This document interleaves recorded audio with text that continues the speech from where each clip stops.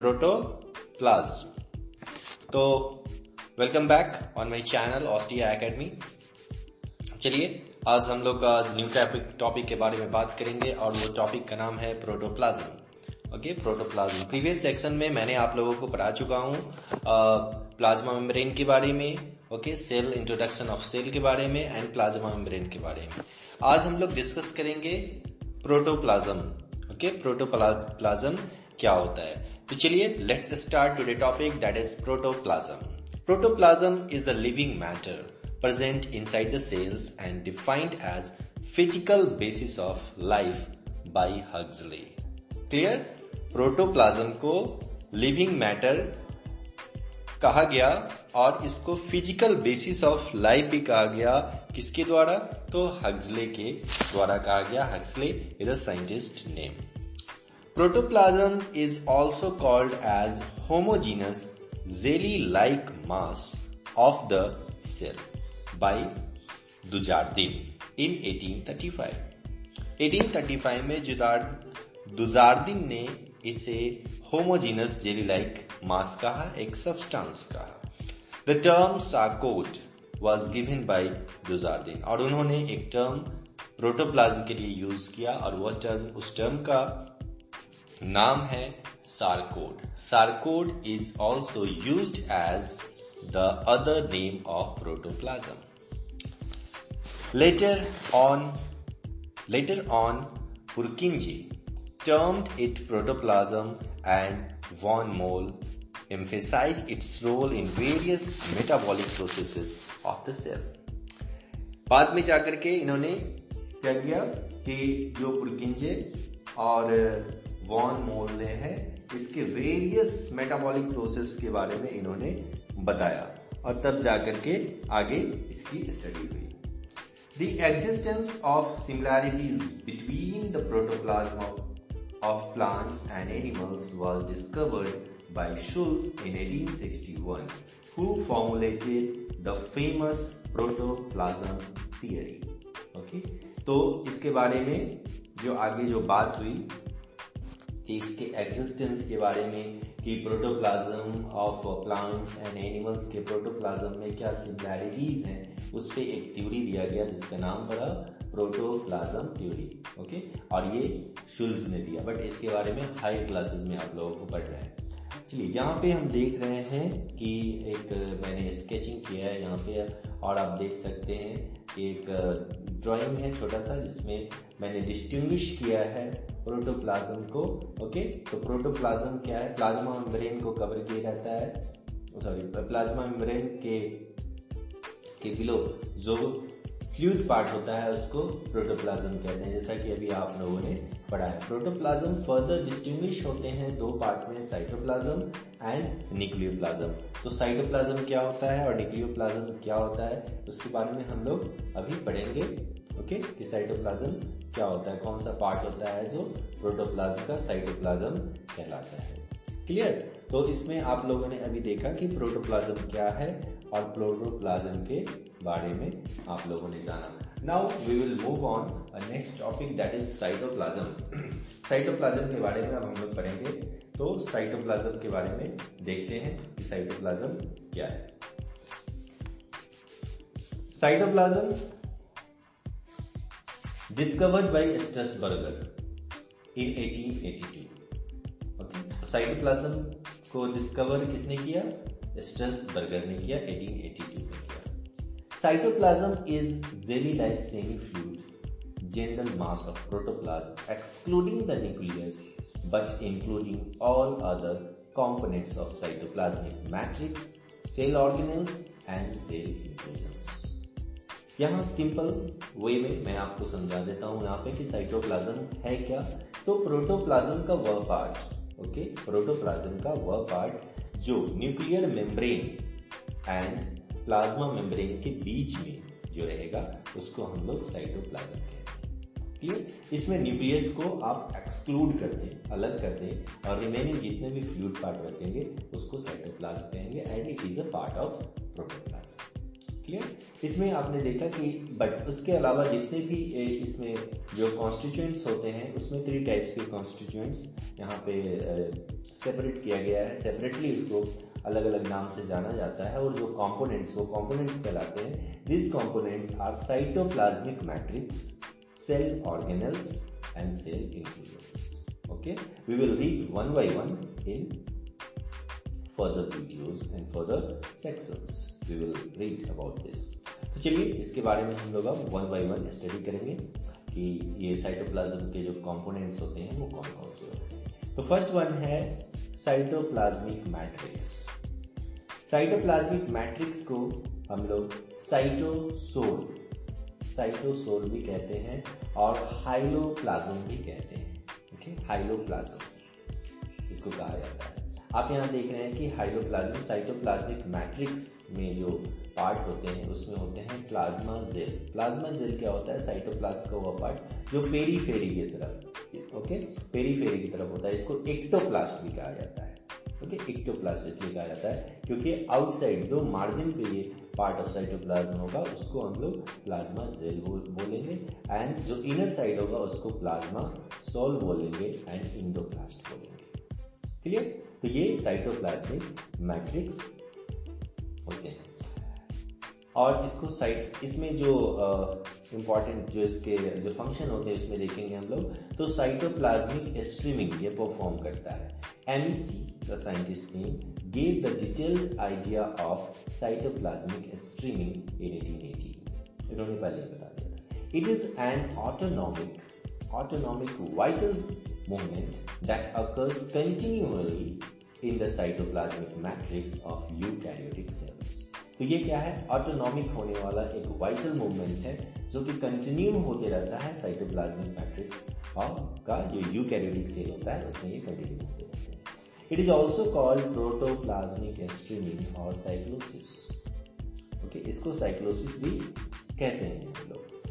It is of two types के cyclosis होते हैं. एक होता है रोटेशन और दूसरा होता है circulation. Clear? Rotation and circulation ये दो पार्ट होते हैं. रोटेशन क्या होता है? Movement takes place in unidirection that is towards central vacuum. Example young leaves of Hydrilla. तो यंग लीव्स ऑफ हाइड्रिला में जो वाटर का मूवमेंट होगा वो यूनिडायरेक्शनल होगा. उस टाइप के जो मूवमेंट को वो क्या साइक्लोसिस प्रोवाइड करता है और उस टाइप के साइक्लोसिस को रोटेशन कहते हैं. Clear? Circulation, the next one is circulation. In circulation, the cytoplasmic matrix moves in different directions around different vacuoles of the cell. इसमें क्या है सर्कुलेशन में कि डिफरेंट डायरेक्शंस में जो है वो साइटोप्लाज्मिक मैट्रिक्स मूव करेगा, उसको हम लोग सर्कुलेशन कहेंगे. And both are the types of cyclosis. Okay, cytoplasmic streaming और साइटोप्लाज्मिक मूवमेंट. इसके एग्जांपल जो है स्टैमिनल हेयर है एंड रोलियो का जो मूवमेंट होता है वो इसके एग्जांपल होते हैं सर्कुलेशन. तो ये था साइटोप्लाज्मिक मैट्रिक्स. और second part cell organelles. Okay, cell organelles क्या होते हैं? They are sub cellular structures with characteristic morphological forms, distinctive chemical constitutions and this definite functions which can be carried out by them even outside the cytoplasm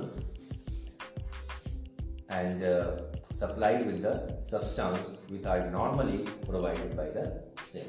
Okay, तो इसमें कह रहा है कि ये क्या है कि एक सब सेलुलर स्ट्रक्चर्स होते हैं जिसका कैरेक्टरिस्टिक जो फीचर होगा मॉर्फोलॉजिकली फॉर्म होगा, ये डिस्टिंक्टिव होगी, केमिकल कॉन्स्टिट्यूएंट्स होंगे इसके अंदर और डेफिनेट फंक्शन के लिए परफॉर्म करेंगे. डेफिनेट फंक्शन को ये परफॉर्म करेंगे और कुछ जितने भी केमिकल फेनोमेनन है, केमिकल रिएक्शंस हैं उसको ये कैरी फॉरवर्ड करेंगे आउटसाइड द सेल और इनसाइड द सेल इसको फंक्शन परफॉर्म करेंगे.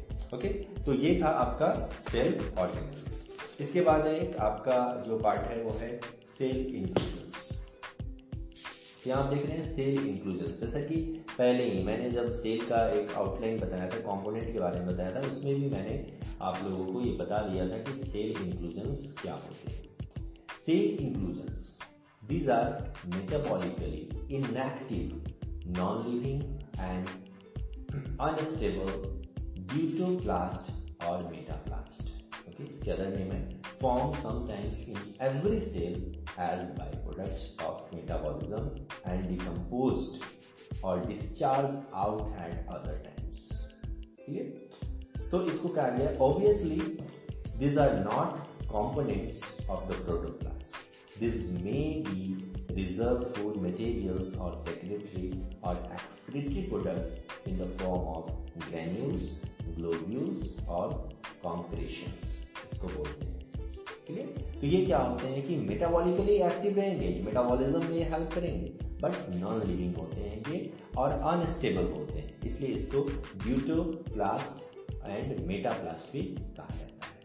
क्लियर, ये सेल में एज ए बाई प्रोडक्ट्स जब भी बनेंगे तो एज ए बाई प्रोडक्ट्स बनेंगे और इसलिए इसको कहा गया है components of the proto, but इसको प्रोटोप्लाज्म के कंपोनेंट में इंक्लूड नहीं किया गया. इसके एग्जांपल्स जो हैं ग्रेन्यूल्स हैं, ग्लोब्यूल्स हैं और कॉम्प्रेशंस हैं. क्लियर, तो ये आपने देखा प्रोटोप्लाज्म के बारे में, प्रोटोप्लाज्म क्या होते हैं सो उसके बारे में आप लोगों ने देखा और अभी आप लोगों ने पढ़ा इसको. तो चलिए अब हम लोग नेक्स्ट टॉपिक पे हम लोग फर्दर मूव करेंगे और अब वन बाय वन जो साइटोप्लाज्म के जितने भी कंपोनेंट्स होते हैं, कौन कौन से कंपोनेंट्स होते हैं उसको हम लोग वन बाय वन डील करेंगे, वन बाय वन इसको देखेंगे. तो चलिए सबसे पहले साइटोप्लाज्मिक मैट्रिक्स के अंदर जो भी सेल ऑर्गेनेल्स होते हैं, सेल ऑर्गेनेल्स उसको हम लोग डील करेंगे. ठीक है, तो आज हम लोग देखते हैं इसमें कि कौन कौन से सेल ऑर्गेनेल्स होते हैं. तो सेल ऑर्गेनेल्स में भी बहुत सारे सेल ऑर्गेनेल्स होते हैं और उनको फर्दर डिवाइड किया गया है. तो हम लोग इसमें इस वीडियो में जो हम लोग पढ़ेंगे वो पढ़ेंगे मेम्ब्रेन बाउंड ऑर्गेनेल्स के बारे में. ओके, मेम्ब्रेन बाउंड ऑर्गेनेल्स कौन कौन से होते हैं उसको हम लोग इसमें डील करेंगे और देखेंगे. तो इस वीडियो में हम लोग चलिए कवर करते हैं. सबसे पहला जो मेम्ब्रेन बाउंड सेल ऑर्गेनेल्स होता है वो है mitochondria. Okay, I think you are all well familiar with this term, this cell organelle mitochondria, and you have been read about this mitochondria from 9th, 11th and class 8th also. Okay, so आप लोगों ने class 8, 9th and 11th में अभी आप पढ़ रहे हैं इस चैप्टर के बारे में. Mitochondria is a well known cell organelles among all cell components. तो काफ़ी ये जाना पहचाना है माइटोकॉन्ड्रिया, जिसको हम लोग पढ़ते आ रहे हैं और इसके अलावा प्लास्टिड्स भी है उसको भी हम लोग जानते हैं पहले से. तो चलिए सबसे पहले हम लोग माइटोकॉन्ड्रिया के बारे में देखते हैं कि माइटोकॉन्ड्रिया क्या होता है. ओके, चलिए तो माइटोकॉन्ड्रिया द टर्म और द डिस्कवरर है. सबसे पहले हम इसको देखेंगे. The mitochondria were first discovered by Fleming. Okay, सबसे पहले फ्लेमिंग ने इसका डिस्कवरी किया था 1822. इसका name was assigned by Benda in 1897. But Benda ने इसका नेम दिया. डिस्कवर तो हो गया, फ्लेमिंग ने बता दिया कि एक फिलामेंटस स्ट्रक्चर होता है, बट उसका नाम उन्होंने नहीं रखा था. बट इसका नाम रखने वाले जो साइंटिस्ट थे उनका नाम था Benda. Their importance as respiration regulating structures and as energy producing structures was realized by Kingsbury. अब रेस्पिरेशन की तरह पावर ऑफ द सेल्स इसको कहा गया. आगे चल के रेस्पिरेशन में ये रेगुलेशन करता है, हेल्प करता है. इसका जो फंक्शन ये बताने वाले थे वो किंग्सबरी ने सबसे पहले 1912 में उन्होंने बताया था. The mitochondria are the second largest structures in cell after nucleus. They are of universal occurrence in plant and animal cells but are said to be absent in bacteria and red blood cells of multicellular animals. Mitochondria act as powerhouse of cell, and during injury of cell, the mitochondria are broken up into granules. While in cyanide poisoning, they maintain their shape, but their movement is inhibited. Okay? They have been regarded as possessing a respiratory functions. तो mitochondria के बारे में ये इसका definition भी आप कह सकते हैं, इसका इंट्रोडक्शन भी कह सकते हैं आप कि कि माइटोकॉन्ड्रिया के बारे में आपने इससे देखा कि माइटोकॉन्ड्रिया को सबसे पहले जो फ्लेमिंग ने इसका डिस्कवरी किया, बेंडा उसका टर्म दिया एंड किंग्सबरी ने इसको सबसे पहले उसके स्ट्रक्चर के बारे में बताया कि वो रेस्पिरेशन रेगुलेशन में हेल्प करता है। उसके बाद माइटोकॉन्ड्रिया जो है वो सेकेंड लार्जेस्ट स्ट्रक्चर है आफ्टर न्यूक्लियस। ये universal occurring plant and animal दोनों में मौजूद होते हैं, but bacteria and blood cells of multicellular animals में नहीं होते हैं। माइटोकॉन्ड्रिया को power house of the cell भी कहते हैं। अगर कहीं इंजरी होती है तो ये छोटे छोटे ग्रैन्यूल्स में ये टूट जाते हैं, बट अगर कोई पॉइजनिंग सब्सटेंस इनटेक करता है सेल में तो ये नहीं टूटते हैं और स्टेबल रहते हैं। चलिए, तो ये था माइटोकॉन्ड्रिया का इंट्रोडक्शन। अब हम देखेंगे माइटोकॉन्ड्रिया के नंबर के बारे में कि किस ऑर्गेनिज्म में माइटोकॉन्ड्रिया उसके सेल में कितने नंबर होते हैं। The number of mitochondria in a cell differs in different species. Mitochondria जो होता है वो अलग अलग ऑर्गेनिज्म में उसके नंबर वैरी करते हैं।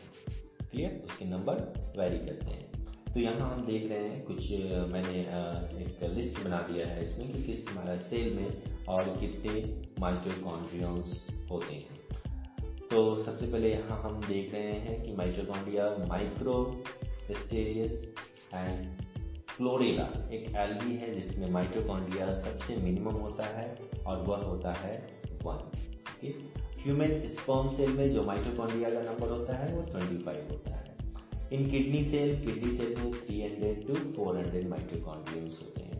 लीवर सेल में 500 to 1000 माइटोकॉन्ड्रियंस होते हैं। सम oocytes में 30,000 तक माइटोकॉन्ड्रियंस हो सकते हैं।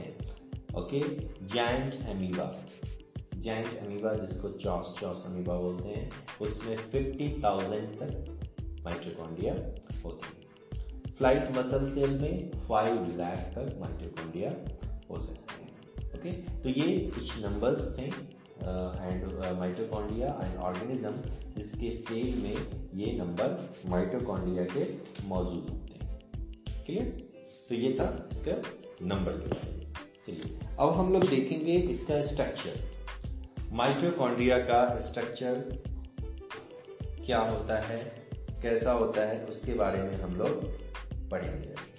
ओके, तो चलिए माइटोकॉन्ड्रिया का स्ट्रक्चर देखते हैं। इसके अल्ट्रा स्ट्रक्चर होते हैं। ओके, तो सबसे पहले इसका स्ट्रक्चर हम लोग देखेंगे। तो a mitochondrion has 2 layered covering, an outer and an inner membrane with a watery fluid in between them.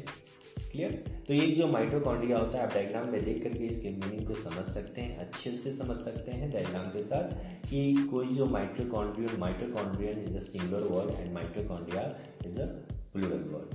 तो माइटोकॉन्ड्रियन में एक जो माइटोकॉन्ड्रिया होता है उसमें 2 लेयर होते हैं। ठीक है, 2 लेयर होते हैं, एक आउटर होता है और दूसरा इनर होता है, जिसको हम लोग उसी के नाम से outer mitochondrial membrane and inner mitochondrial membrane respectively उसको बोला जाता है। क्लियर, उस दोनों के बीच में आप देख रहे हैं कि एक फ्लूइड होता है, एक स्पेस होता है जिसको माइटोकॉन्ड्रियल स्पेस भी कहते हैं, इनर माइटोकॉन्ड्रियल स्पेस भी कहते हैं। उस स्पेस में क्या होता है, एक चैम्बर होता है और उस चैम्बर में मैट्रिक्स होता है जिसमें एक फ्लूइड बड़ा होता है। क्लियर, जिसको कि मैट्रिक्स बोलते हैं और वो मैट्रिक्स इनर चैम्बर भी कह सकता है। क्लियर, माइटोकॉन्ड्रिया कंसिस्ट ऑफ, इसमें 3 पार्ट्स आप देख सकते हैं यहाँ पे, और वो 3 पार्ट्स को मैं यहाँ पे बता रहा हूँ आपको कि आप देखेंगे तो इसमें और भी पार्ट्स हैं। उस इनर मेम्ब्रेन से जब आप देखेंगे जो इसके पास अपना डीएनए होता है और वो डीएनए सर्कुलर डीएनए होता है, इसका आरएनए होता है, राइबोसोम होता है और जो बटन लाइक आप स्ट्रक्चर, नॉब लाइक स्ट्रक्चर देख रहे हैं, फिंगर लाइक स्ट्रक्चर के ऊपर एक नॉब लाइक स्ट्रक्चर होता है जिसको ऑक्सीसोम कहते हैं, और जो फिंगर लाइक प्रोजेक्शन होता है उसको क्रिस्टा और क्रिस्टिया बोलते हैं। The cristia are generally organelles arranged like baffles at right angles to the longitudinal axis of the mitochondria. Okay? तो जो जितने भी क्रिस्टिया होते हैं वो लॉन्गिट्यूडनल एक्सिस पे जो होते हैं वो बैफल, राइट एंगल बैफल की तरह, यानी कि उसका जो अपर पार्ट होता है वो बॉब लाइक होता है, थोड़ा सा बटन लाइक होता है, फुला हुआ रहता है, उसको ऑक्सीसोम कहते हैं। अ mitochondrion contains 1 into 10 to the power 4 to 1 into 10 to the power 5 elementary particles। Clear? 5 elementary particles इसमें होते हैं। किसमें? और वो एलिमेंट्री पार्टिकल्स जिसको ऑक्सीसोम कहा जाता है, उसका जो मेन पार्ट होता है जहाँ पे रेस्पिरेशन टेक्स प्लेस होता है वो उसी पार्ट में होता है। ओके, रेस्पिरेशन, इसलिए power house of the cell भी इसको कहा गया है। क्लियर? अब देखेंगे इसके स्ट्रक्चर को। तो स्ट्रक्चर पे एक और स्ट्रक्चर है, यहाँ पे आप देख सकते हैं इसके क्रिस्टी के स्ट्रक्चर को। क्रिस्टी स्ट्रक्चर में देखेंगे तो इस क्रिस्टी का जो स्ट्रक्चर है उसमें बाइलेयर लिपिड का बना होता है। उसके इनर साइड में और आउटर साइड में elementary particles, chain and enzymes, inter crystal oxysomes present होते हैं। दोनों के बीच में एक स्पेस होता है जिसको इंटर क्रिस्टल स्पेस कहते हैं। ओके, इसमें और ये अटैच होता है outer membrane and inner membrane से ये अटैच होता है। इसी पार्ट में जो है यहाँ पे ऑक्सीसोम के कारण रेस्पिरेशन होता है, क्रिब साइकिल होता है, इसलिए इसको हम लोग power house of the cell भी कहा गया है। तो माइटोकॉन्ड्रिया को power house of the cells भी हम लोग कहते हैं। अब चलिए इसके फंक्शंस को हम लोग डील कर लेते हैं कि फंक्शंस क्या होते हैं। ओके, तो इसके फंक्शंस को हम देखेंगे कि माइटोकॉन्ड्रिया के फंक्शंस कौन कौन से होते हैं। तो आप यहाँ पे देख सकते हैं इसके फंक्शंस। सबसे पहला जो इसका फंक्शंस है आप देखेंगे कि power house of the cell इसको कहा गया है, power house of the cell. तो power house of the cell क्यों कहते हैं इसमें? क्योंकि इसमें एटीपी का यहाँ पे फॉर्मेशन होता है। सिंपल वे आपको याद रखना है कि यहाँ पे एटीपी का फॉर्मेशन होता है, इसलिए इसको power house of the cell भी कहते हैं। Respiratory centres of the cell, इसको कहा गया है respiratory centres of the cell. इसका भी मैंने इंट्रोडक्शन में ही आपको मैंने बता दिया था कि किंग्सबरी ने इसको respiratory centres of the cell के नाम से इसको दिया था, इसको जो है न्यू नेम दिया था। Regarded mitochondria as respiratory centres in the cells. Digestion of food particles और प्रोटियोलाइटिक एंजाइम एक्टिविटी, जितने भी प्रोटियोलाइटिक यानी प्रोटीन डाइजेस्टिव एंजाइम होते हैं उसकी एक्टिविटी यहीं पे होती है। डाइजेशन ऑफ फूड पार्टिकल्स का भी होता है, इसलिए ये इसका एक फंक्शन है। फैट मेटाबॉलिज्म में भी ये हेल्प करता है, फैट मेटाबॉलिज्म में। हिस्टोजीनेसिस, हिस्टोजीनेसिस आपको पता है टिश्यू फॉर्मेशन, इसको हिस्टोजीनेसिस बोलते हैं, उसमें भी ये हेल्प करते हैं, स्पेशली ऑफ न्यूरोफाइब्रिल्स के हिस्टोजीनेसिस में। Germ cell formation, germ cell formation आपको पता है जर्म सेल फॉर्मेशन में भी ये हेल्प करता है। कंटिन्यूटी ऑफ ट्रेड्स में इसका काफी इंपॉर्टेंट रोल है। According to Luck, okay, according to Luck mitochondria assist in carrying the genetic characters. तो जेनेटिक कैरेक्टर को असिस्ट करने में माइटोकॉन्ड्रिया जो है एक वाइटल रोल प्ले करता है। क्लियर? तो अभी आपने देखा कि माइटोकॉन्ड्रिया के स्ट्रक्चर के बारे में, उसके इंट्रोडक्शन और उसके फंक्शंस के बारे में। ये सफिशिएंट है आपके किसी भी एग्जाम के लिए, आप इसको पढ़ लें। ओके, और इसके साथ साथ जो है एनसीईआरटी बुक को भी आप पढ़ें, मेरे वीडियो को देखें और अच्छे से आपको समझ में आएगा। क्लियर? तो चलिए अब हम लोग नेक्स्ट टॉपिक पे चलते हैं, जो मेम्ब्रेन बाउंड ऑर्गेनेल्स अभी हम लोग पढ़ रहे हैं, उसके नेक्स्ट टॉपिक में हम लोग चलते हैं अभी। तो नेक्स्ट टॉपिक जो है माइटोकॉन्ड्रिया के साथ साथ वो दूसरा टॉपिक मेम्ब्रेन बाउंड स्ट्रक्चर जो है वो है प्लास्टिड्स। क्लियर? प्लास्टिड्स, प्लास्टिड्स क्या होता है? प्लास्टिड्स का भी नाम आपने अच्छे से सुना होगा कि प्लास्टिड्स होते क्या है। The term plastid was introduced by E Haeckel in 1866 में ई हैक्टल ने सबसे पहले इसका नाम दिया। कौन सा नाम दिया? तो प्लास्टिड नाम दिया। Plastids are semi-autonomous organelles having DNA and double membrane envelope which store or synthesize various types of organic compounds. Okay, with the exception of some protistans, example Euglena, Dinophyceae, and diatoms. Plastids are restricted to plants only. तो यहाँ पे आपने देखा क्या कि सबसे पहले हैक्टल ने इसका टर्म दिया, और ये प्लास्टिड्स होते हैं, ये सेमी ऑटोनोमस सेल ऑर्गेनेल्स होते हैं, लाइक माइटोकॉन्ड्रिया। आप यहाँ पे देखें कि mitochondria and plastid these are known as semi autonomous cell organelle, क्योंकि इसके पास अपना राइबोसोम होता है, अपना डीएनए होता है, क्लियर, जो कि अपना प्रोटीन सिंथेसिस कर सकता है, अपना आरएनए होता है। और इसमें जो डीएनए और आरएनए जो होंगे वो डीएनए भी होंगे तो सर्कुलर होंगे और आरएनए जो होंगे वो 70S टाइप होंगे। ये आप नोटिस कर लें और नोट कर लें इसको। The types of plastids depend on their colour और प्रीकर्सर्स। ओके, प्रीकर्सर्स जो कि प्रोप्लास्टिड्स होते हैं, प्रीकर्सर्स को बोला जाता है प्रीकर्सर्स, जो पहले आया उसको प्रीकर्सर्स बोलते हैं, तो प्रोप्लास्टिड्स बोलते हैं। Hence plastids are classified into 3 types: leucoplasts, chromoplasts and chloroplasts. Clear? तो 3 टाइप्स के यहाँ पे प्लास्टिड्स आप देखेंगे, और वो बेसिस कौन सा होगा, तो वो बेसिस होगा जो उसके प्रिकर्सर होते हैं, जो उसके कलरेशन होते हैं, उसके बेसिस पे प्लास्टिड्स को 3 पार्ट्स में, 3 टाइप्स में डिवाइड किया गया है। वो है ल्यूकोप्लास्ट, क्रोमोप्लास्ट एंड क्लोरोप्लास्ट। तो चलिए 1 by 1 हम लोग देखते हैं। तो first one is leucoplast. Leuco means colourless and प्लास्ट means plastid होता है। ये डिफरेंट टाइप्स के होते हैं ल्यूकोप्लास्ट। तो ल्यूकोप्लास्ट देखेंगे जिसका कोई कलर नहीं होता, कोई कलरेशन नहीं होता।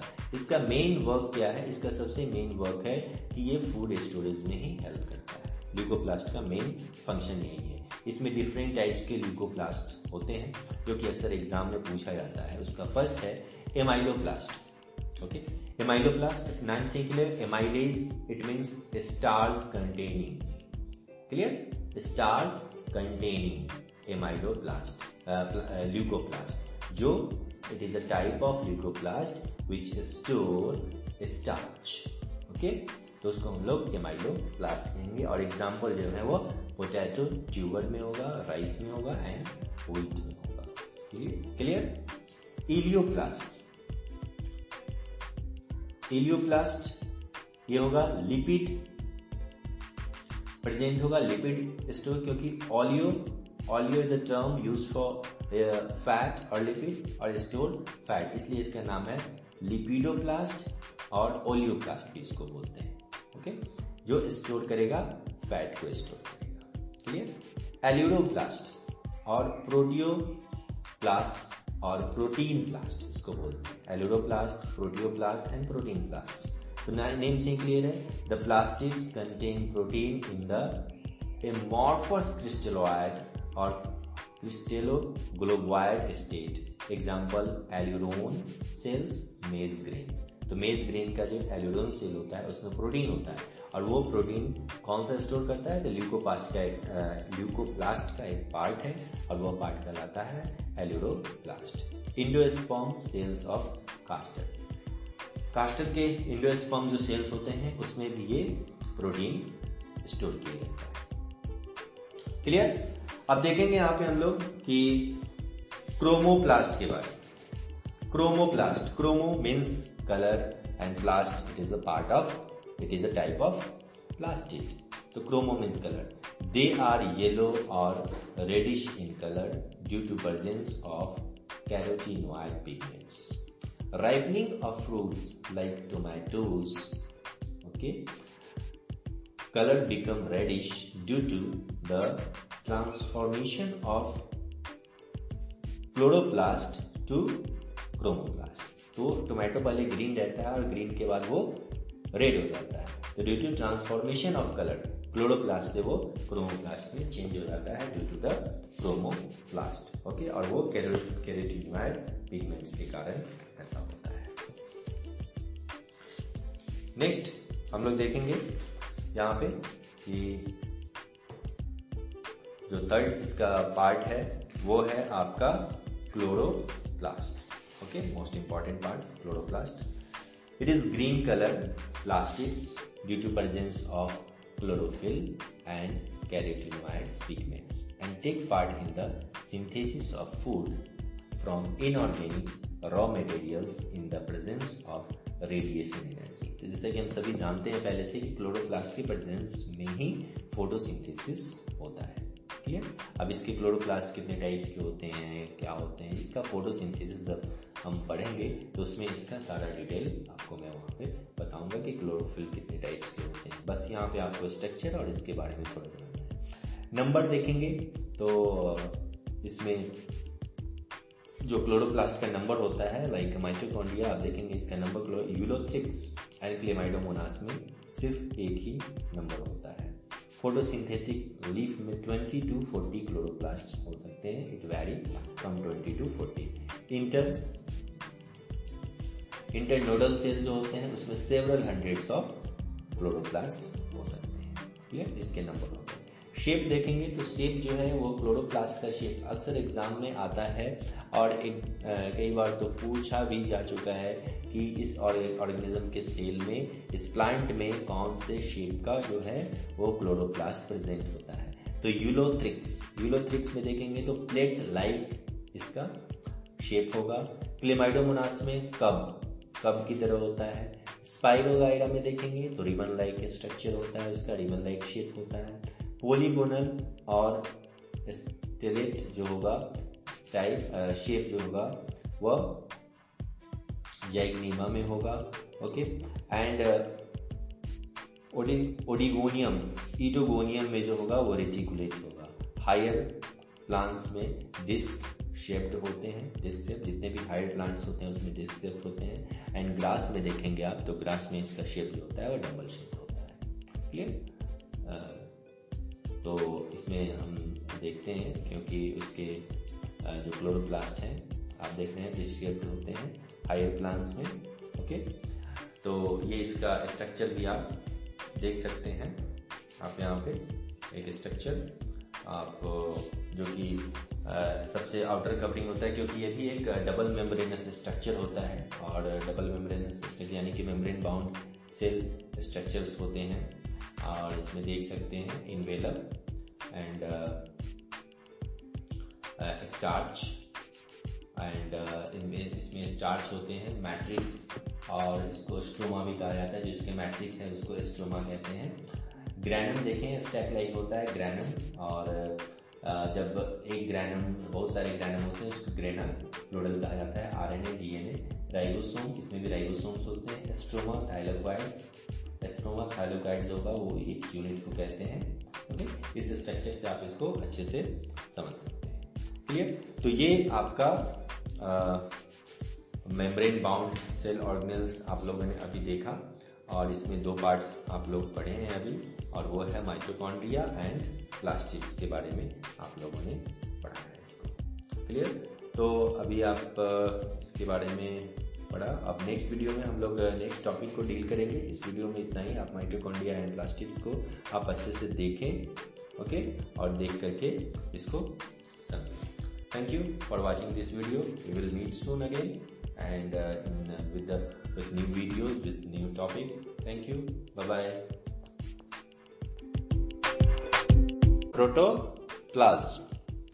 तो welcome back on my channel ostia academy. चलिए आज हम लोग न्यू टॉपिक के बारे में बात करेंगे और वो टॉपिक का नाम है प्रोटोप्लाज्म।